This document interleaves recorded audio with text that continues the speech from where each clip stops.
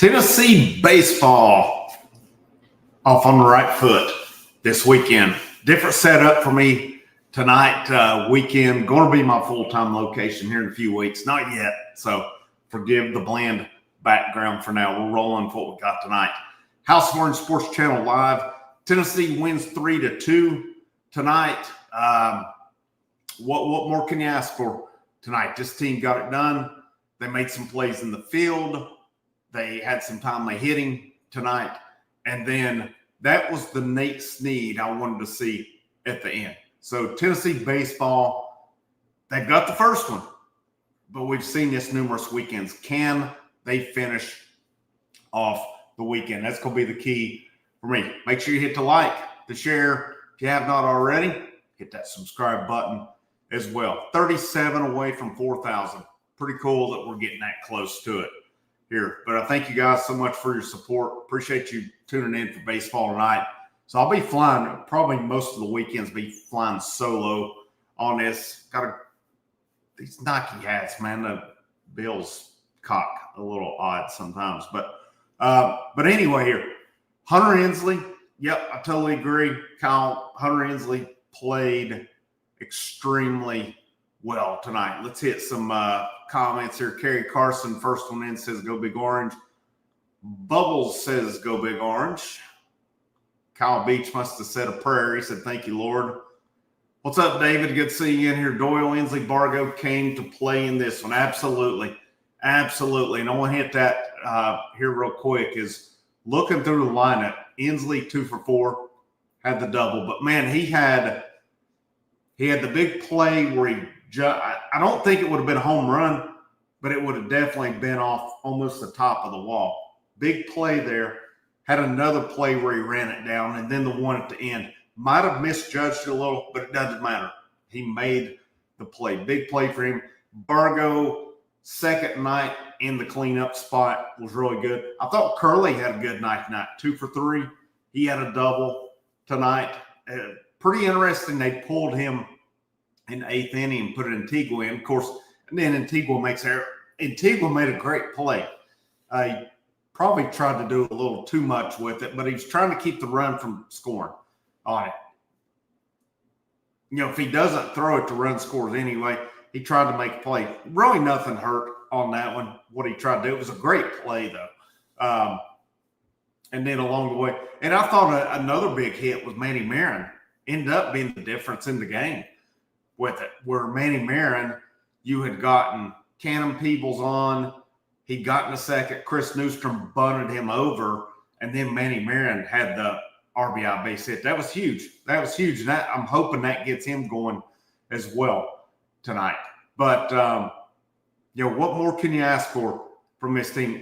It's Liam Doyle night, and you got to feel pretty confident you're getting a win on Liam Doyle night. And Liam Doyle was awesome again tonight. I mean, I have a real hard time saying there's a better pitcher in college baseball right now. I mean, his numbers on the year, he's at a 1.98 ERA. He had 12 strikeouts in 7 innings tonight and 3 hits. Bullpen a little shaky. Again, Franklin had gave up the double, ended up coming in to score. And then Lloyd gives up the home run there as well. Snead, though, Snead had the fire in his eyes tonight. I mean, he's hitting 101, 100. And then he gets the fly out to end the game. I thought it was big for him. He got the strikeout, and then he finished it off. And just lots of things tonight hopefully gets this team going. And the play Inslee made, where he jumped up and caught it, who knows? Maybe that's the spark tonight. They did have the one error, and that is one I don't have a problem with because Antigua had to try to make something. He made a heck of a play on it, but that's where we're at tonight. Mason Guest, member of the channel, says low pitch counts from Lloyd and Snead means they can pitch on Sunday, which is they can pitch tomorrow as well with those low pitch counts. Absolutely. I mean, I don't know if you'll see them, but depends on where Phillips goes. The biggest thing for Tennessee tomorrow, if you get Marcus Phillips on his game and you can lock this series down, that's going to be huge. And, it's a Vanderbilt team to me. It's a good team. But I think Tennessee does their thing. I mean, you face the guy they face tonight is who shut them down last year in game 3 of that weekend series, because Tennessee had already won the series, but Thompson shut them down. And he talked some trash too last year with them, had them a little fired up. And, that one went, then you went in the SEC tournament, Vanderbilt beat them again, but then Tennessee got the last laugh on that one. Let's see what we got here. Inslee's the man. I'm not going to lie either. When I saw him coming in, my exact words, and I quote, I said, "Oh, shit." But he come in like a man on a mission tonight. Man on a mission. What's up, Dewey Decimal? Said they had grit tonight. Inslee was great tonight. Yeah, no doubt about it. I don't disagree with it. I don't think in this day and age you're going to see, especially in the college game, a guy go 130 on it. I don't disagree with you at all. But, yeah, now the interesting thing tomorrow about Vandy's pitcher, if any of you listened to me last year when I was doing portal videos after the season, was Cody Bowker, who pitches tomorrow. He pitched at Georgetown last year. He was scheduled to visit Tennessee. He visited Vanderbilt before, and he never made it to Knoxville. So this is a guy Tennessee wanted last offseason, but, he's Vanderbilt. So we do face him tomorrow. Can Tennessee make him regret? That was something I said last year when he picked it, and I was doing videos like, we need to make this guy regret his decision. Well, we've got the chance tomorrow, and for sure. Right now, D1 baseball has Tennessee's the number 9 seed. So that goes to tell me we're in pretty good shape regardless of what happens the next 2 weekends. I'm kind of surprised by it because I kind of think we're right on that. If we lose the next 2 series, I think we're on the road. Could be wrong on that one, but yeah, if we win the next 2 series, we're top 8. I really think we are. I totally agree with you on that one. And we'll see. I thought Tony made some good decisions. Now I like how he's changed the lineup. Now it come down to the end, he went Abernathy, Marin. That was the last 2 in. Abernathy struck out once, then he went Chris Newstrom on it. Marin come through tonight. And, we'll see. Bowker is a right-hander, to my knowledge. And so do we see Abernathy again in there? I think it's pretty much a foregone conclusion. We're going to see Marin at third base. I think that's your lineup moving forward. It's just going to be a matter of who DH is. Is it Clark? Is it Abernathy? Is it Newstrom? 3 good options, 3 young guys. You got to let them go. To me, I go, if that is our 3 options, I'm going Newstrom. I'm a Newstrom guy. Dude's got some he's full of piss and vinegar, man. That's my kind of guy right there. Let's see what we got. Appreciate you guys in here again tonight. 88 in here. Like, share, subscribe. Super chats are available. They do go to help the channel. They are greatly appreciated as well. Yeah, we gotta step on Vanderbilt's throat tomorrow and not let off. That's what we got to do. It's like Drew Gilbert said a few years ago. It's like I used to say in another location. We got to step on their throats and not let off. Do not let them breathe tomorrow. Drew Gilbert said it in 2022. So it's hard to say a whole lot when your throats are getting stepped on and you can't speak. That's what needs to happen tomorrow if you're Tennessee. But also if you're Tennessee, don't get too cocky because you won one tonight. You did it against Texas A&M. You got humbled that weekend. And frankly, I don't think they have recovered from that yet.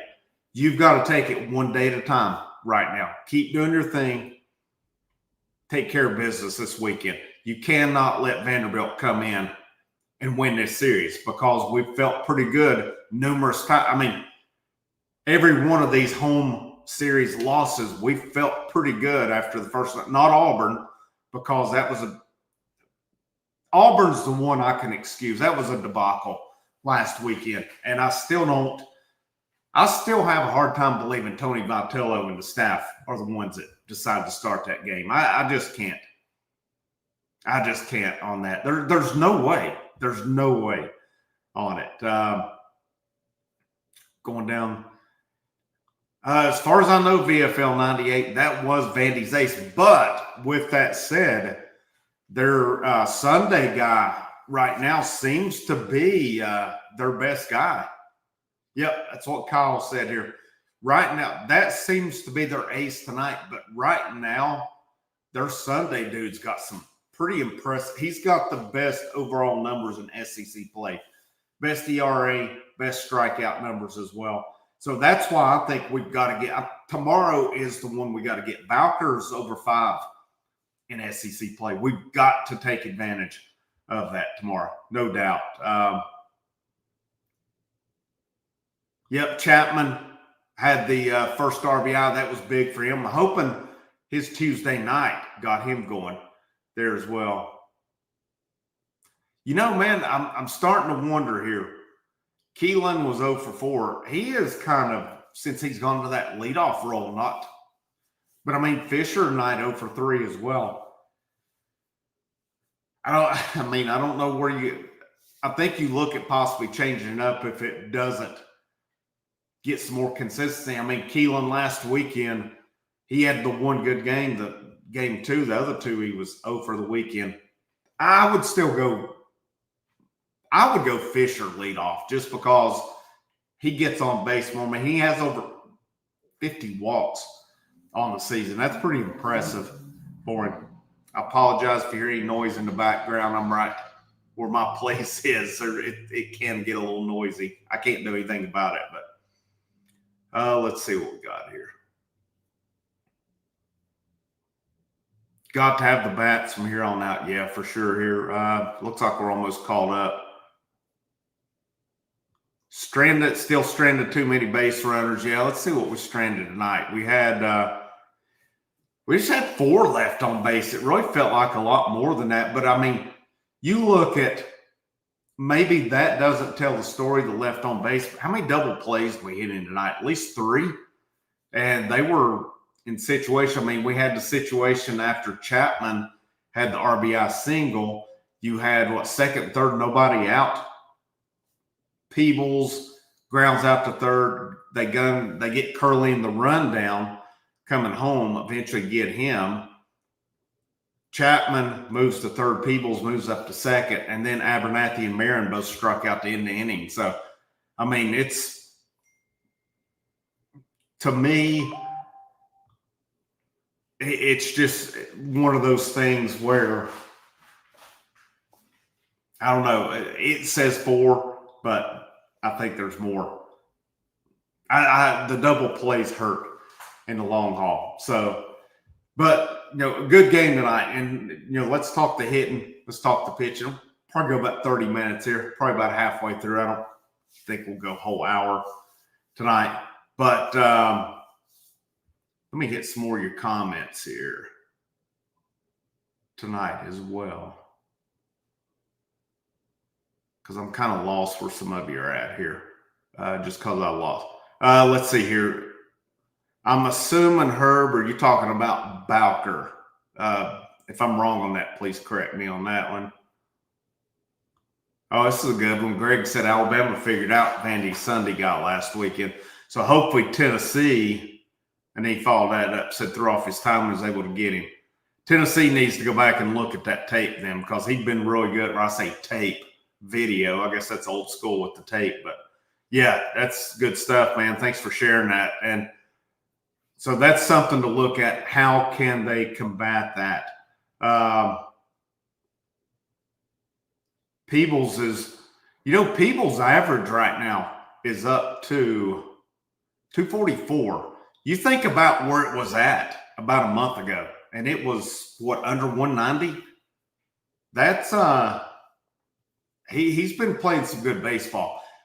Still, part of me would put him in the cleanup spot. And I know we were talking Tuesday night, and Kerry said, well, maybe I'd keep him down to keep the pressure off. But I don't know, man. To me right now, I think everybody's got to have some kind of pressure, because this team needs this series badly. I don't say go up there stressing or anything, but still yet I think there's a level of you've got to be going up there to get the job done.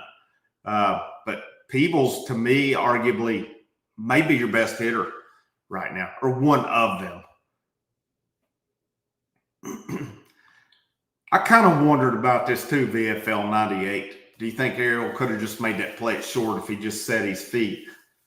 Possibly. I mean,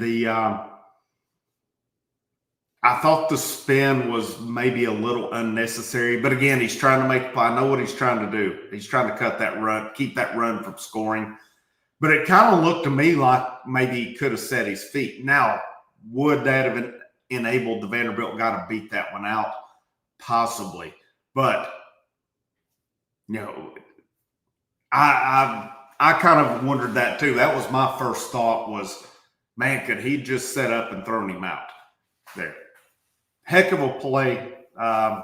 Definitely a wild throw, though. But I agree with you. I wonder if he couldn't have got that done. Safety squeeze when I had one out, runner second, third with Abernathy. I mean, possibly. I don't hate it. I'm kind of one. I'm not a big, and this is just my preference on it. I'm normally not a big fan of a safety squeeze, but I do with Abernathy. Yeah, if he puts it in the right spot, you're not going to throw him out. If he puts it right down either line, specifically that third baseline, there's no way you get him. No way. Let's see. Speaking of sliding here tonight, this is speaking of sliding. They said they teach you intentionally slide to slow your momentum. How about the slide from Inslee? And I don't know. This was on, who was it? I kind of caught the tail end of the play when Inslee was coming in and he slid around it. Great job by Curley, who was standing at the plate to lead him around it. And then Inslee slid around because I've been critical of this team sliding. That was a great slide. That was huge. And he got in. That's another big play that enabled them to win that ball game tonight. Because I think there's too many times Tennessee slides straight into things. But yeah, Kyle, it reminded me a little bit of that national championship slide in terms of him going around. Now he went the opposite way in national championship. But yeah, that was a big slide. There were numerous big plays that this team made tonight. And that's what this team needs right now. And on a Friday night, I think you've got to expect low scoring games because that's normally your two aces. Or if it's a Thursday night, everyone when the series starts. But Doyle's lights out tonight. There's no doubt about it. I mean, Thompson for Vanderbilt was good. Let's make no mistake about it. His numbers on the night were, he went 6 innings, 7 hits, 2 earned runs, 2 walks, 6 Ks, 102 pitches, 68 strikes. That's not a bad night, to be honest with you. Not a bad night at all for him. Tennessee's numbers, of course, Doyle, 7 innings, 3 hits, 12 Ks, no walks. He did go full count a couple times. He did plunk a guy at one point. 100 pitches, 71 strikes. That's pretty easy math. He's throwing 71% strikes right there. I'll take that all day long. Franklin, an inning, 2 hits, 1 run. It was earned and a K. Loy, 1/3, 1 hit. It was the home run tonight. Then Snead come on and got the last 2 outs, struck out the one guy, and then he got to fly out to end it. And I think almost all his pitches were triple digits tonight. He had that look in his eye tonight of, you're not hitting on me tonight. There's no way on that one. Levi, freshman of the year, no. At one point maybe, but no, I don't even know he's in the he's not even playing every day for Tennessee, but I still think Levi Clark's going to be a big part of this program down the line. I really do. I think he's going to be a big part of it. And, I used this as an example in a video I did last night. Talked about guys getting humbled in SEC play. Think about Blake Burke, and I know Clark's right, Burke's left-handed. Blake Burke got humbled by SEC play, but then he adjusted. He got better. He's doing his thing with the Brewers and the Miners right now as well. It's about how you adjust to it and how you get better. Clark's got big-time power potential and a big-time bat. He's going to do big-time things for this team down the line. They've got, my hope is all these freshmen, you're used to being a man. You come in, now you're not. You come into a national championship program. My hope is they're all patient. Their time's coming because at the end of this season, you think about the lineup tonight. Vargo, Ansley, Chapman. I would think, anyway, this is my thoughts. Fisher, Curley, Keelan, Peebles. I expect all those guys are going to the draft after this year. That's a lot of opportunity, especially for Clark, Marin, Abernathy, Newstrom, a Jackson Walker who's redshirting, maybe a Dane Morrow who's redshirting, a Brooks Wright who is redshirting. This was this was the best freshman class that they brought in at this point. Yes, they'll go to the portal as well, but just patience, because every year with this Tennessee program right now, you're going to have those guys going to the pros. Now, could NIL change the game? I was reading today on, I think it's VolQuest. They were talking about money and the Tennessee baseball program, how Tennessee baseball does invest. They're probably one of the highest investing teams in terms of money in the whole country, based on what it said. So, they're getting these recruits in, and that says a lot about what they're doing. It says a lot with how they're maybe that's why some guys that we didn't think would get in ended up on campus instead of going to the draft last year. I do not know Clark's pinch hitting stats. I don't. If anybody knows a way to find it, there are. They've got the stats, but it's normally not real specific. It's a great question for sure, but it's I don't know if I could find that out or not. If anybody has a way to, please let me know on that, because the statistics are really kind of what they are. They have overall, and they have SEC play. Based on UT Sports, which is the best I found, there may be some better. They don't really have situations in there. Doyle's hand blister, I had not heard anything about it. Again, I'm kind of in and out. I listened to a lot of the game on the way up here to Asheville, and then I was kind of in and out getting settled in here for the night. Yeah, I think Curiel is definitely your freshman of the year. I don't even think it's close either. I do think we win these next two. That has to solidify top 8. If you beat a top 15 Vanderbilt and then you beat Arkansas on the road, Arkansas who's top 10 right now, you have to. Best freshman on the team right now, man. That's a good question.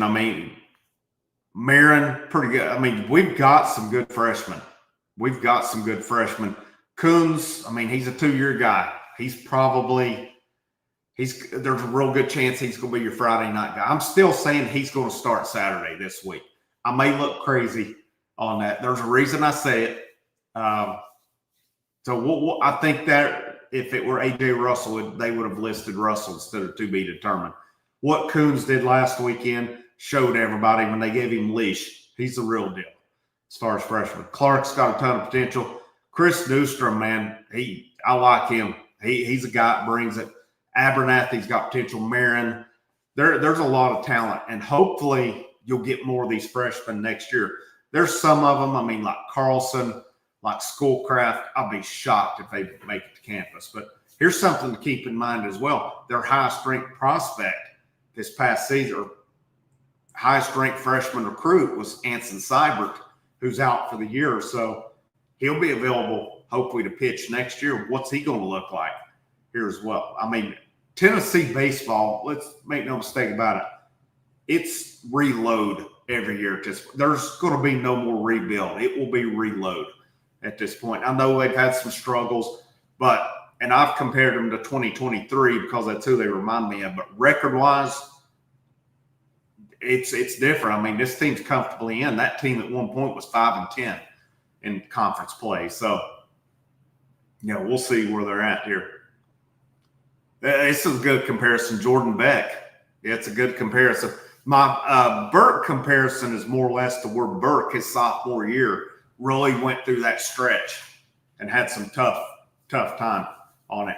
Clark, to me, is a dude, you get to the regionals where you're not facing an SEC team, he can light some teams up at that point. Now you get to supers and possibly face another SEC team or even get to Omaha. I think most of these SEC coaching staffs are really good and they're going to figure it out. Missouri seems to be a little meh, and South Carolina has ended up being a train wreck this year. There's no way to me that South Carolina proceeds another year with that coaching staff. And I wonder if they would turn around and go after Elander again this time, because I want Elander to stay, but I thought Elander would have made a lot of sense. A lot of their fans wanted him, and then they turn around and go with Minari. What a design. That's the South Carolina way, though. A lot of times we go with the guy who's been around. I mean, they're changing a little bit with it, but that just didn't seem like the right hire to begin with. Shame Ethan Petrie couldn't have hit the portal and we couldn't have got him. But let's see here.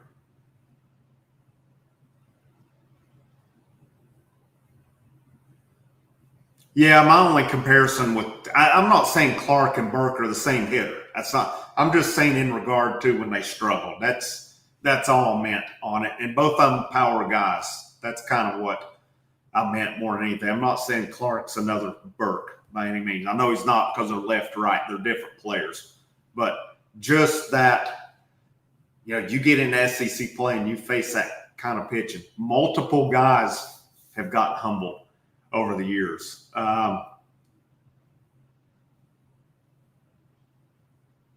Because, Clark was, you think of Sanford, this dude looked like he was going to be as a freshman an over 20 home run hitter.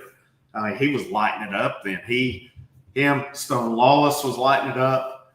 A lot of guys. How good this lineup looked, even a couple series in. It was pretty evident quick with Clark that they figured him out.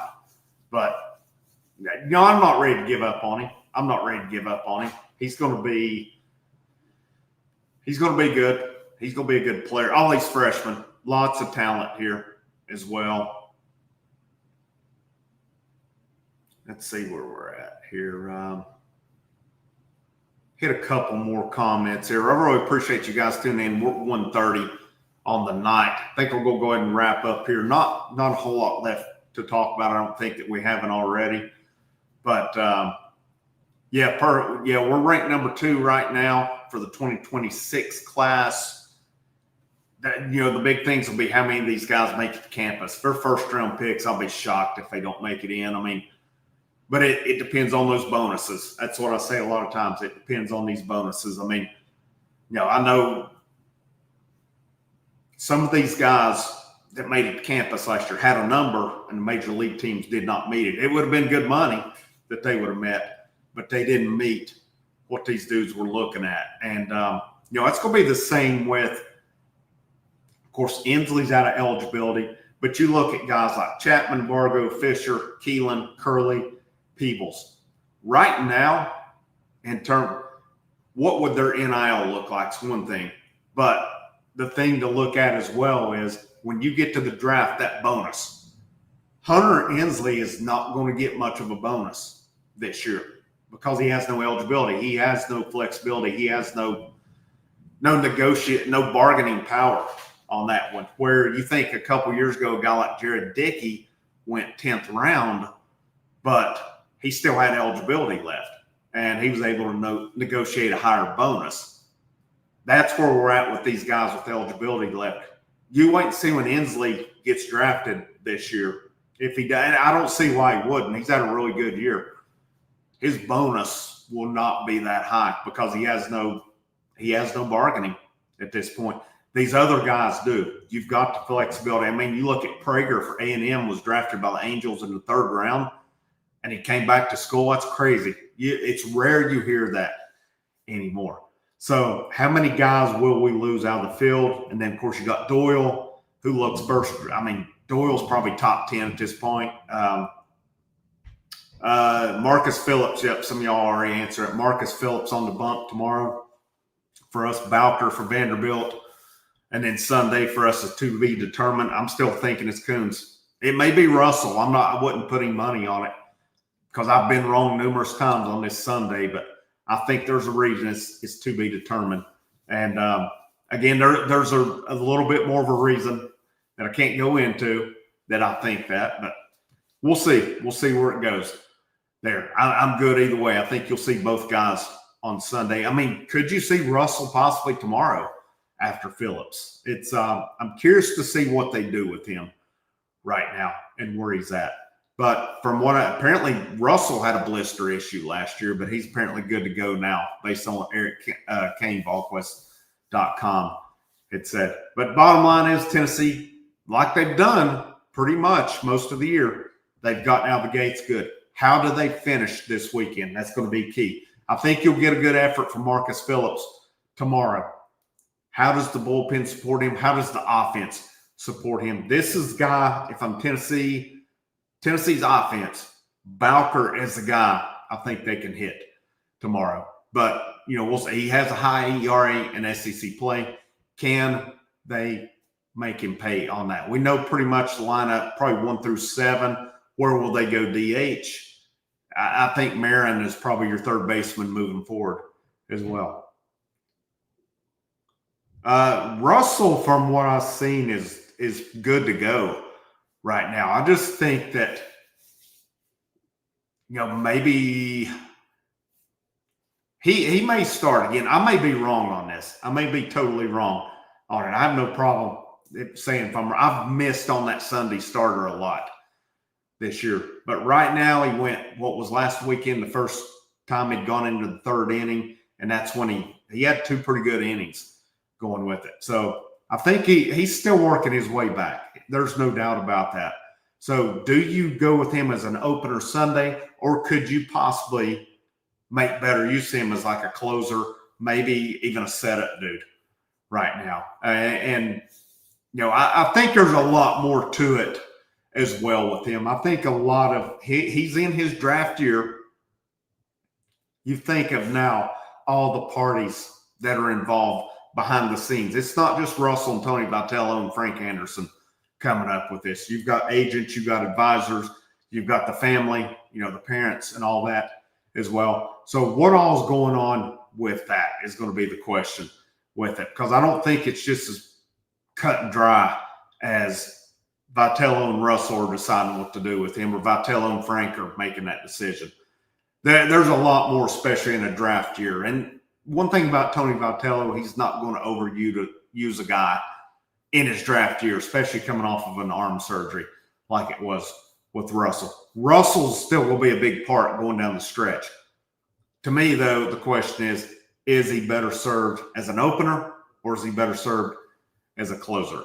And we'll see where that goes along the way. I'm guessing it's Coons Sunday, but could definitely be wrong on that. The bottom line for your Tennessee, take care of business tomorrow. It's set up for you. You won tonight in a close game.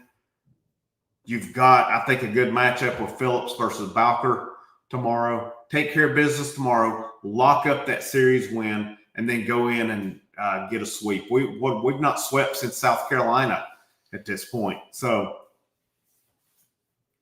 it'd be really nice to get that one over Vanderbilt. And according to the D1 rankings, I think they had Tennessee paired with Vanderbilt regionals. Maybe you flip it, and that's fine. Pair us with them. And maybe Vanderbilt would have to come to Knoxville for the super regionals. I'd take that all day long with it. We'll wrap up on that one. Thank you guys so much for tuning in. Really can't express enough how much I appreciate it. But I'll be live again tomorrow evening after the game. Hopefully, we'll be coming on here talking about a series win tomorrow. Y'all have a great rest of your evening. I'll see you when I see you. Last but not least, go Vols.